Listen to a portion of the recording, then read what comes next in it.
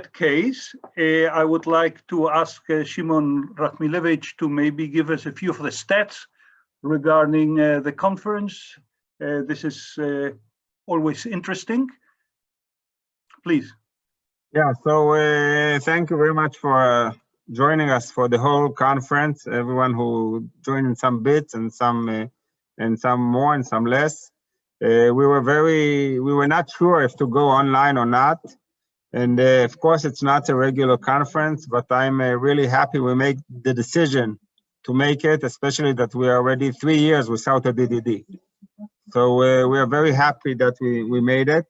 We know that it's not the perfect way, and we know we could have improved because there are many, it's a learning curve, and I hope we won't have to do it again, but if we have to, we will do it better. So we had 2,400 speakers, not speakers, people registered. Yeah, 140 speakers from 109 different countries.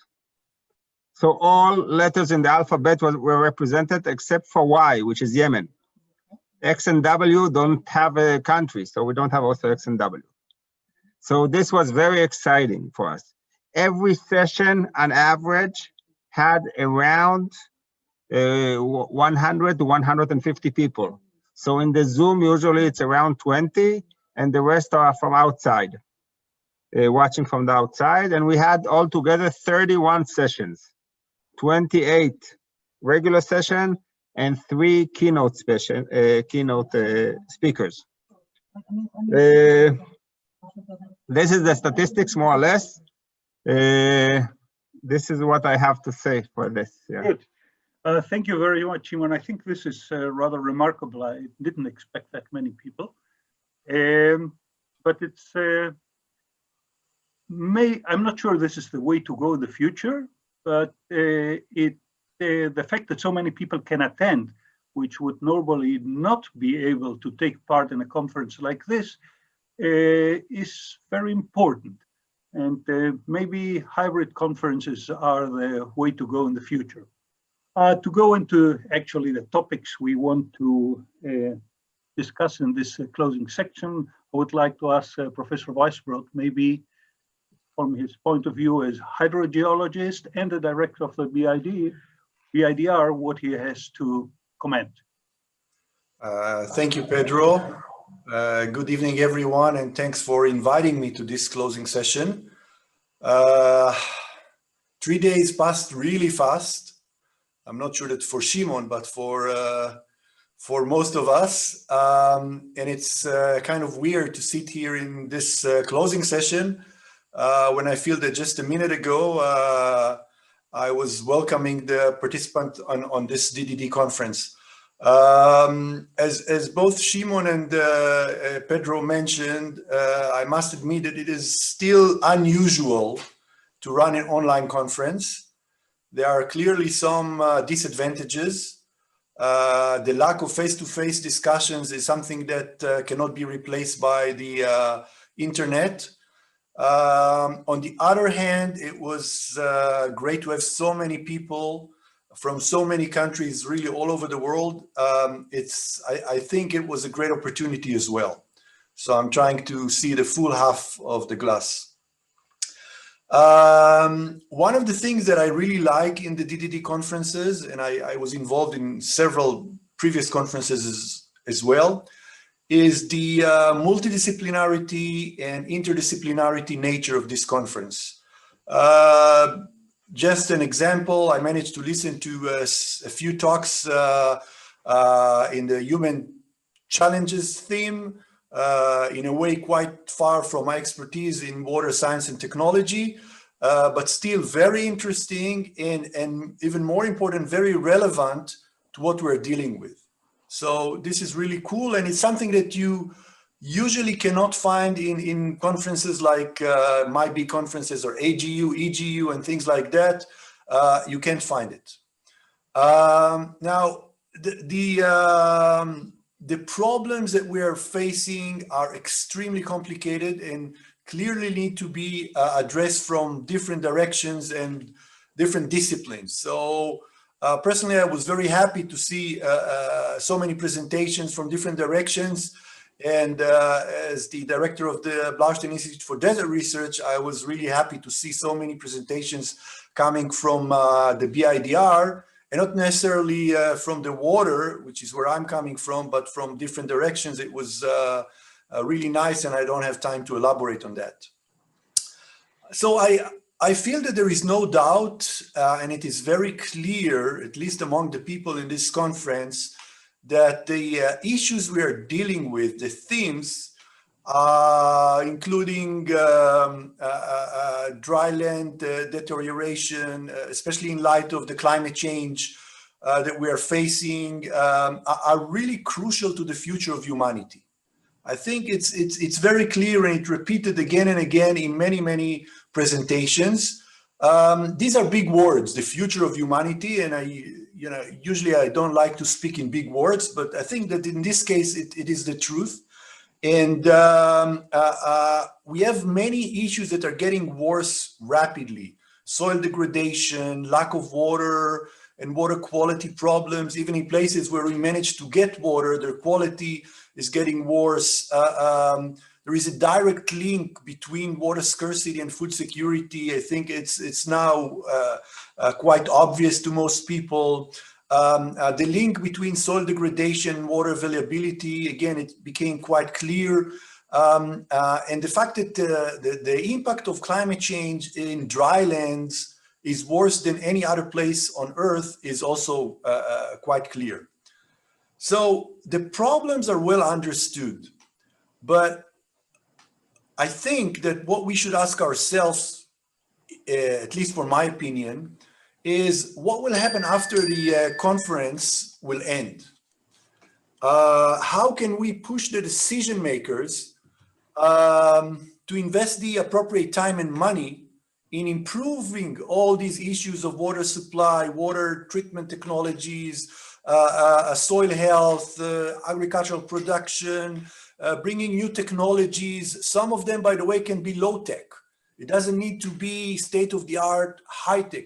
Sometimes the low-tech has a great potential, robust techniques. And I've seen some really cool presentations about that in the last 3 days, both in the water and agricultural sectors.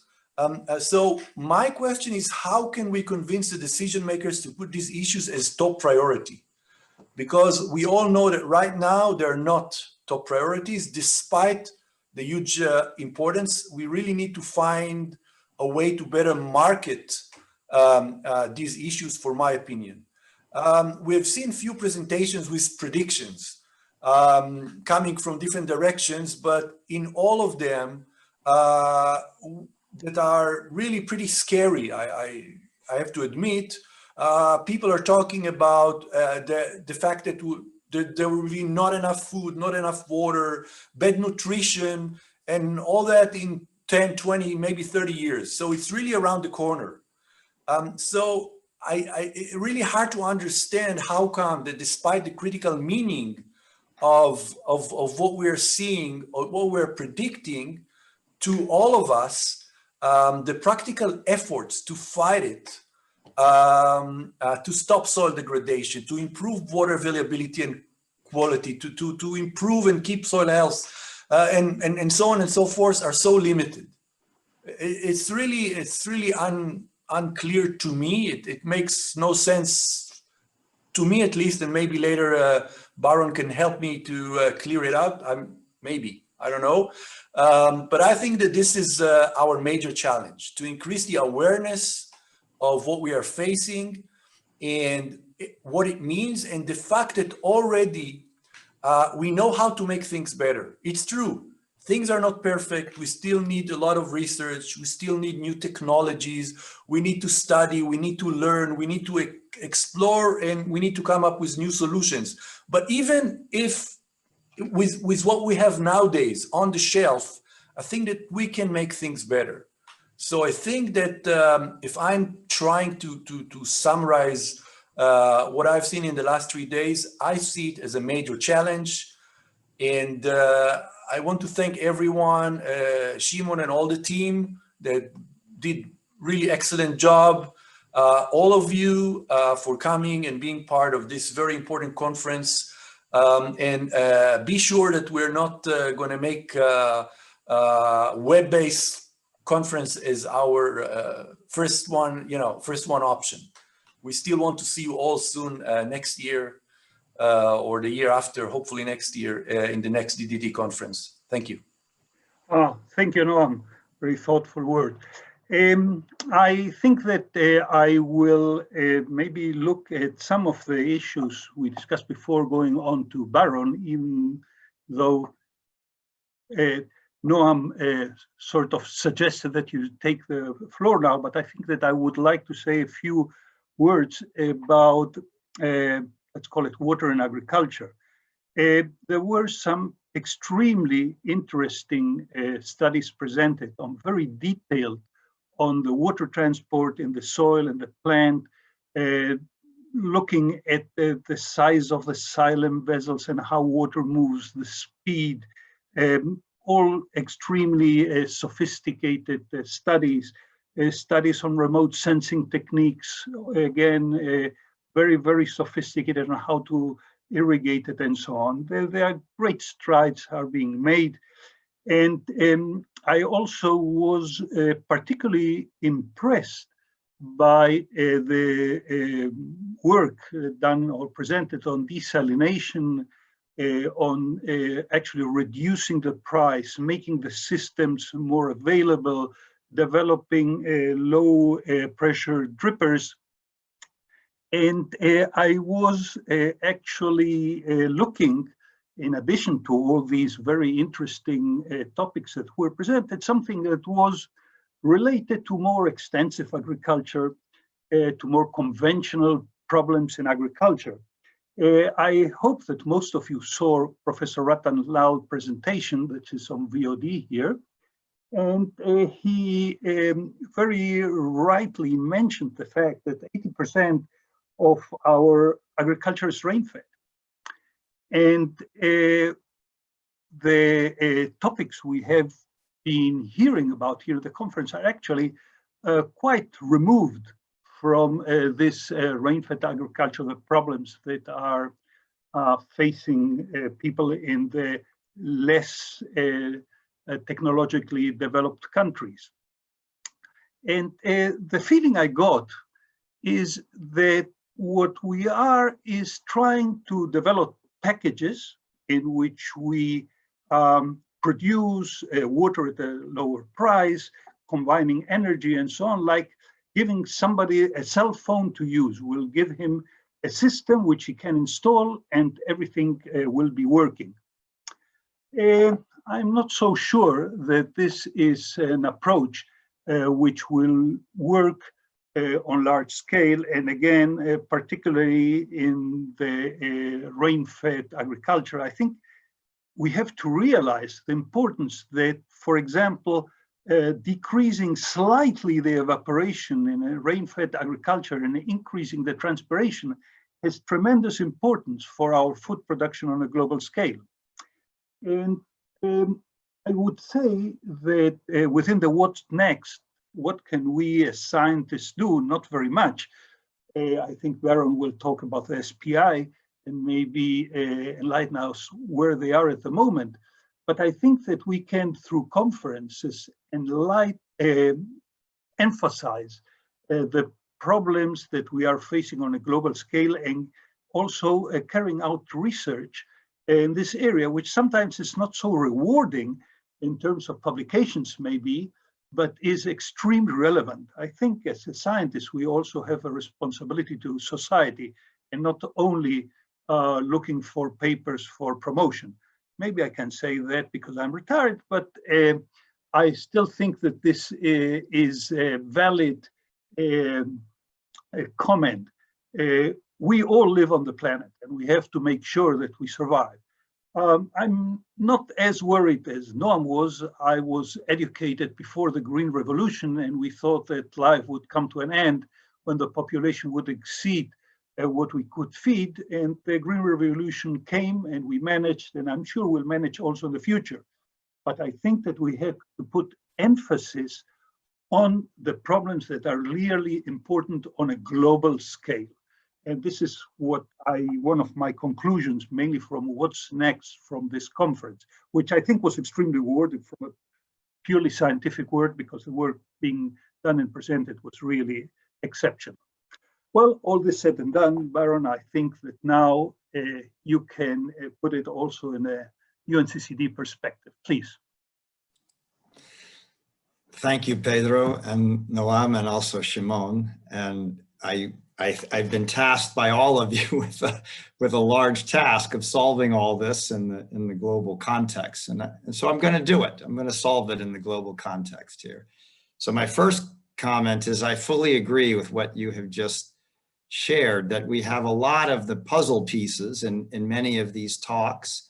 Some cross over to the space where the end user can actually directly benefit from that research. Some are more basic, but if we have that general agenda to move forward towards sustainability in mind, we're going in the right direction. But I also agree that if we're not actually part of our time paying attention to how this fits in the big picture and looking at the real numbers and seeing where they land, then we're going to be putting a lot of our energy in a small part of the problem. So I'll give you this example. People like Pedro, so I'll use him since he threw one back to me, have for years talked about land degradation and have allowed the photographs of too many goats surrounding a single pastoralist define land degradation. But the reality is that those days are long, long gone, right? So today, if you look at the IPCC Special Report on Climate Change and Land, and you look at the IPBES report on land degradation and restoration, and you look at the World Atlas of Desertification, and you look at the Global Land Outlook from the UNCCD, you'll realize that on all estimates, 70% of the land that we can use has already been converted. So you only have 30% less. And of the 70%, 1 in 5 hectares can no longer be used for its originally intended purpose. That's a train wreck happening. If you add the food gap to that, if you add climate change to that, all of it put together, we have to pay attention not only to what we're doing, where we're managing land, we have to pay attention to the fact that land use decisions can take away all that's left in a heartbeat. Somebody with my accent can send a tweet that is related to the conflict on trade, and we can have conversion of 12 million hectares in a single country to a new commodity overnight, right? And that's happening regularly all over the world. So we really have to pay attention to the entire continuum of decisions. And then I'm going to finish with where I was going to start, which is what's next. And when I think of this meeting, I think you all should know that this conference leads to projects, it leads to papers. It has for me every time I've been involved in it, and it has for many of you. And I miss that normalcy of being able to meet you all and meet face to face over coffee, etc., and make all that happen. That's the normal that I miss. But I think all of you are aware that longing for normal is nowadays misguided. And that has been identified by the executive secretaries of all 3 Rio conventions: climate change, biodiversity, and land degradation. In their piece in The Guardian in May, they said, I'm going to quote now, there is a lot of talk about getting back to normal after the COVID-19 crisis is over. And yet normal, business as usual, is exactly what has made our planet and our societies vulnerable to crises in the first place. Normal means cutting down huge swaths of forest to plant crops, Normal means overgrazing livestock, destroying natural ecosystems at the expense of habitats for wild animals. Normal is driving climate change, which increases stress in wild species and their habitats and makes people more susceptible to zoonotic diseases. A sound future can be built on a social contract for nature that will lead to a new normal that puts us in harmony with the environment, one that minimizes the outbreak of zoonotic epidemics, revives a profitable economy, and ensures that ecosystem services are available for everyone. This crisis has not only demonstrated the fragility, now I'm speaking for me, not anymore that quote, it's not only the fragility of our current health, economic, and food systems, as was clear in many of the talks, but it's also about the need for massive policy interventions capable of shifting the entire structure of the global economy, and that this is possible. We've had mobilization of governments, private sector, community that have acted in the response to this emergency in a swift and decisive way.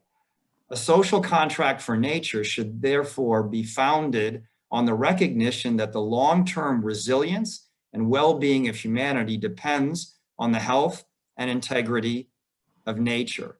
Normal has brought on this global epidemic and pandemic, so we know where to start. We can start with making smart choices, acting now, investing wisely, and we can do this in a way that brings academia, governments, civil society, communities, people together. If we do this and we think of it in terms of long-term growth and prosperity, powered by new jobs and skill sets, resilient businesses and livelihoods, and finance and sustainable value chains that protect and restore nature, build sustainable food systems, decarbonize and transition to a circular economy, then we can get it done. So I put it to you to think about the future sustainable green circular economy and recognize that the what next agenda at the global level is building a social contract for nature to build back better after COVID-19 and to solve these major environmental challenges. Thank you. Thank you very much, Baron, for a very nice closing remarks, which are certainly to the point. I think at this stage we have said what we had to say, and I think that Shimon, now you can officially close the conference. Shimon? Yes, I'm just checking if there are any comments or questions on the platform. So there are no questions now.